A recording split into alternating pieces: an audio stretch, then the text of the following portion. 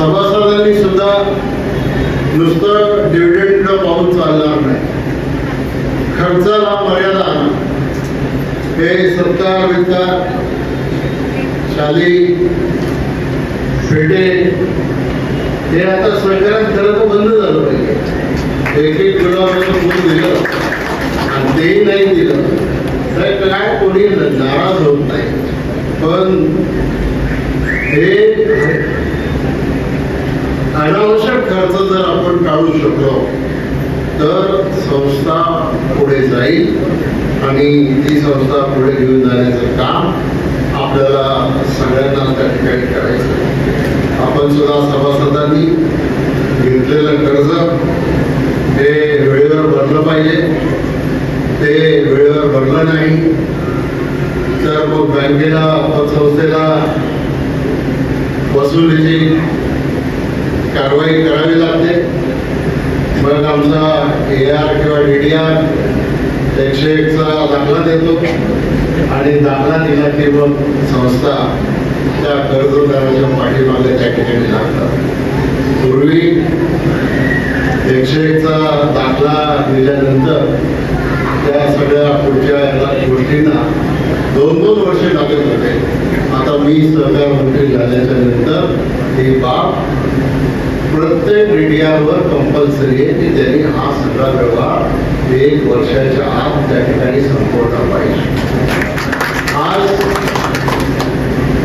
ज्या बँका आहेत त्या बँकांमध्ये तुम्ही जर डिपॉझिट ठेवली आणि काही कारणामुळे ती बँक जर अडचणीत आली तर त्या अडचणीत आलेल्या बँकेमध्ये जेवढ्या सभासदांची किंवा ठेवीदारांच्या ठेवी आहेत त्याच्यातल्या 5 लाख रुपयापर्यंतच्या ठेवीची गॅरंटी सरकारने दिलेली आहे. पण आज ज्या पतसंस्था चाललेल्या आहेत या पतसंस्था चाललेल्या असताना एखादी पतसंस्था अडचणीमध्ये आली आणि त्याच्यामध्ये सभासदांचे पैसे अडकले, ठेवीदारांचे पैसे अडकले तर त्या पतसंस्थांच्या ठेवींना सुद्धा 1 लाखापर्यंत संरक्षण देण्याचा निर्णय मी सहकार मंत्री झाल्याच्या नंतर महाराष्ट्र सरकारने घेतलेला आहे आणि निश्चित प्रकारे सामान्य लोकांना याचा फायदा होईल. या संस्थेची आपण भरभराट करत असताना काही अडचणी आल्या तर आम्हाला सांगा. आमच्या सहकारातल्या सगळ्या अधिकाऱ्यांनी सुद्धा जबाबदारीने वागलं पाहिजे, संस्थांना सहकार्य केलं पाहिजे आणि त्या संस्थांना जपलं सुद्धा पाहिजे.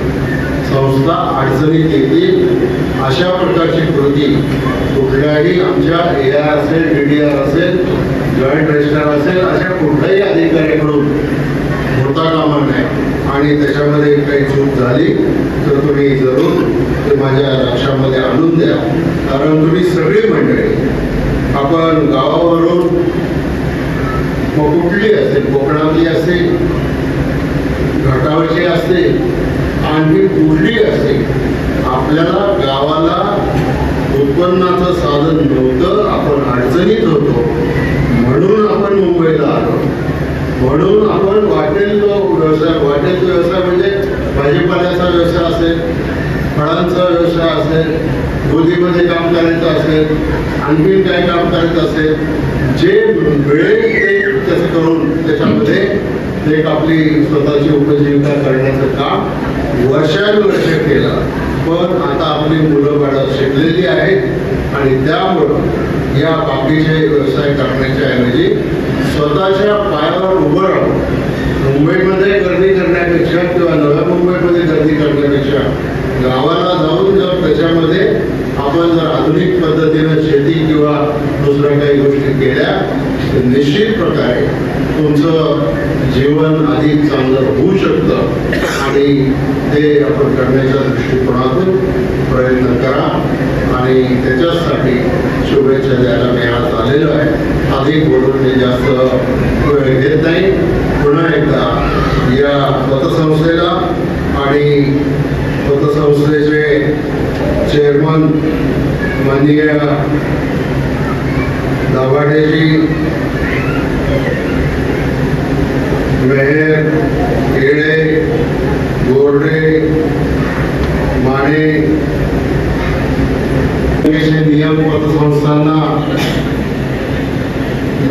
होत नसले तरी सुद्धा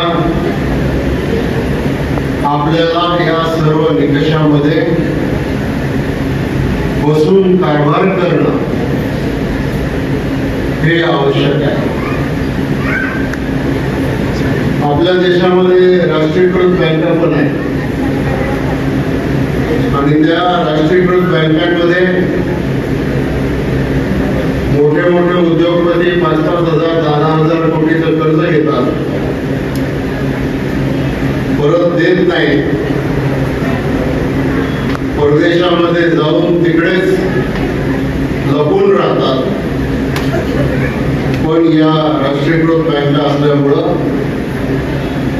त्याच्या चेअरमनवर किंवा एमडीवर कधी कारवाई झाली असं आपण ऐकलं नाही. उलट या बँकांची लिक्विडिटी ठेवण्याच्या दृष्टिकोनातून देशाचं सरकार देशाच्या बजेटमधून मग स्टेट बँकेसारखी बँक असेल त्यांना सुद्धा लिक्विडिटी कमी पडली तर केंद्र सरकार त्यांना त्याच्यामध्ये मदत म्हणून पैसे त्याच्यामध्ये देते. तशी परिस्थिती सरकारात नाही. सरकारामध्ये काही चुकलं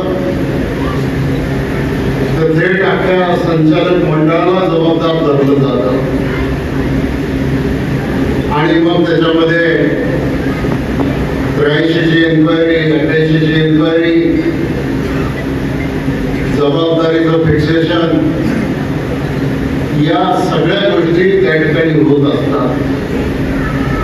आणि म्हणून मी नेहमी सांगत असतो की या सहकारी संस्थेला लहान मुलासारखं सांभाळलं पाहिजे आणि ही संस्था म्हणजे एक काचेचं भांड आहे, त्याला तडा जाणार नाही याची काळजी घेतली पाहिजे, कारण ते आपल्याला परत दुरुस्त करता येत नाही. आणि म्हणूनच या संस्थांच्या मध्ये आज 5,700 सभासद असताना किती लोकांची खाती उघडलेली आहेत मला माहिती नाही, परंतु प्रत्येक सभासदाचं खातं या आपल्या बँकेमध्ये पतसंस्थेमध्ये उघडलं गेलं पाहिजे, कारण त्याच्यामधून कमी व्याजातलं भांडवल हे संस्थांना उपलब्ध होत असतं. ठेवी तर ठेवतात, पण बऱ्याच पतसंस्था ठेवी ठेवताना अनेक सहकारी बँकांची सुद्धा निवड करतात. त्या बँका अडचणीत आल्या तर पतसंस्था पण अडचणीत येतात आणि म्हणून संचालक मंडळाने हा कारभार करत असताना अतिशय काळजीपूर्वक केला पाहिजे. आता रिझर्व्ह बँक ही आपल्या अर्बन बँकांच्या बाबतीत डेली मॉनिटरिंग करते. आज काहीतरी बँकेमध्ये थोडंसं चुकलं तर लगेच RBIचा ईमेल येतो की आज तुम्हाला या गोष्टी तुमच्या चुकलेल्या आहेत त्या करेक्ट करावं आणि मग त्या नियमाप्रमाणे एका बाजूला सहकार खात्याचं नियंत्रण, दुसऱ्या बाजूला रिझर्व्ह बँकेचं नियंत्रण आणि या दोन्ही याच्यामध्ये ही संस्था चालवायची.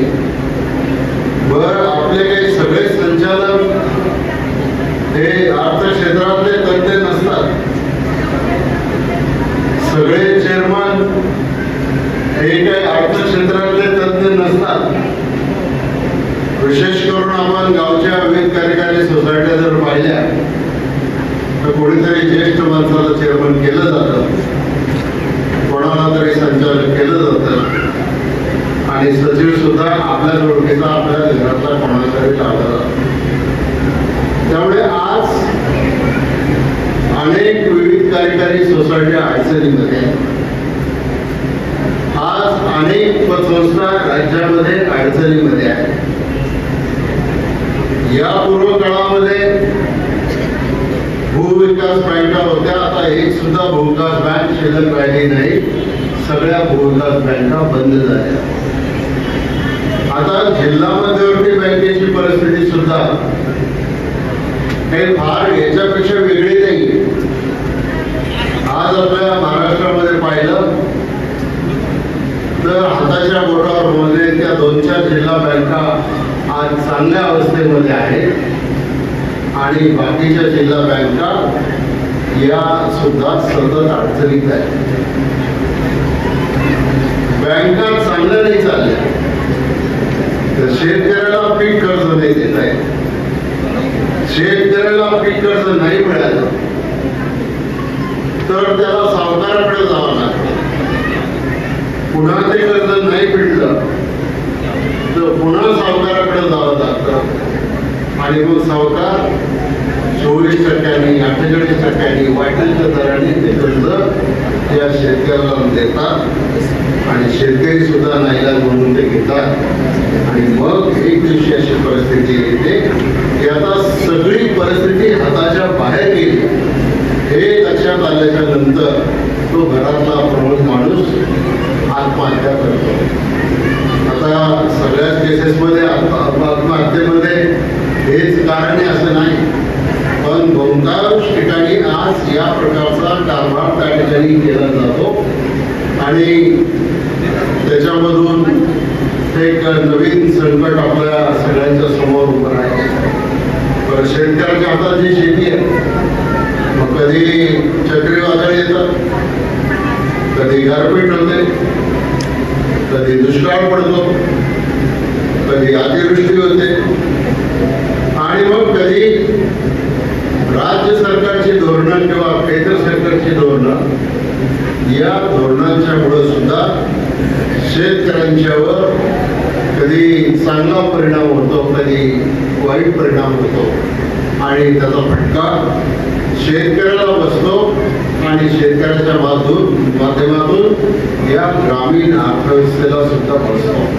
आणि म्हणून ज्यावेळेला या सरकाराला प्रोत्साहन देण्याची भूमिका महाराष्ट्राचे पहिले मुख्यमंत्री स्वर्गीय यशवंतरावजी चव्हाण यांनी घेतली, त्यानंतर माननीय वसंतराव दादा पाटलांनी त्याला पाठिंबा दिला.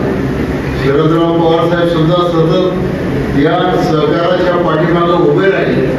आज आम्ही सुद्धा या सहकाराच्या पाठीमागं उभं राहण्याचा प्रयत्न करतात आणि त्याच्यामधून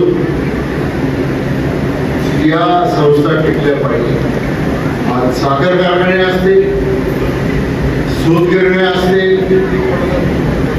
आणखीन नागरी बँका असतील, या सगळ्या संस्था शेतकऱ्याचं जीवन कसं करायचं, शेतीला कर्ज मिळालं नाही मिळालं, शेतीमध्ये पीक आलं नाही आलं याच्यावर ते अवलंबून राहतं. खरे साहेब, मी या ठिकाणी मुद्दाम सांगू इच्छितो की मी आणि अजितदादा पवार आम्ही दोघंजण 1992 साली पुणे जिल्हा बँकेमध्ये संचालक म्हणून जोडून गेले. बँकेच्या ठेवी होत्या 300 कोटी रुपये आणि गेले 30-31 वर्ष आम्ही दोघेही सतत बँकेमध्ये संचालक आहे आणि आज बँकेच्या ठेवी आहेत 12,500 कोटीच्या. आणि या ठेवींच्या मुळे शेतकऱ्यांना, महिला बचत गटांना, विद्यार्थ्यांना शिक्षणासाठी किंवा अन्य कुठल्या गोष्टीसाठी जर त्या ठिकाणी कर्ज पाहिजे असेल, डेअरीसाठी कर्ज पाहिजे असेल, दुसऱ्या व्यवसायासाठी कर्ज पाहिजे असेल तर आपली पुणे जिल्हा बँक हे कर्ज त्यांना वाटून देते आणि त्याच्यातून मग एक नवीन अर्थव्यवस्था आपल्या, आणि नुसतं जिल्ह्याची बँक असली तरी आम्ही काही फक्त जिल्ह्यात कर्ज देतो असं नाही. ताज्या घडामोडी पाहण्यासाठी APMC न्यूजला सबस्क्राईब करा आणि बेल आयकॉनवर प्रेस करा.